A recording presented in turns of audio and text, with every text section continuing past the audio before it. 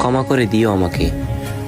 তোমার জীবনে ভালো মানুষ হতে পারলাম না, কিন্তু একদিন আমার নামটা মনে পড়লে ঠিকই বলবা মানুষটা সবার থেকে অন্যরকম ছিল। আমার মানে আমার অন্য কারোর সাথে হাসার পারমিশনও দিতে পারবো না। এবার থাকলে থাকো, নাইলে যাইতে পারো। পরে বুঝলাম আমার ধারণা ভুল ছিল। আমি যারে প্রিয় মানুষ ভাবতাম তারও আবার প্রিয় মানুষ ছিল।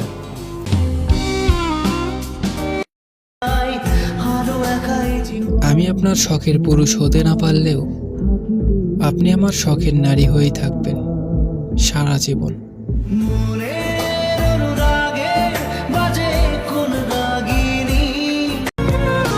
আমি এমন ভাবে তোমার কাছে হেরে যাব, তুমি জিতে গিয়েও আফসোস করবে মানুষটাকে কেন ঠকিয়েছিলাম।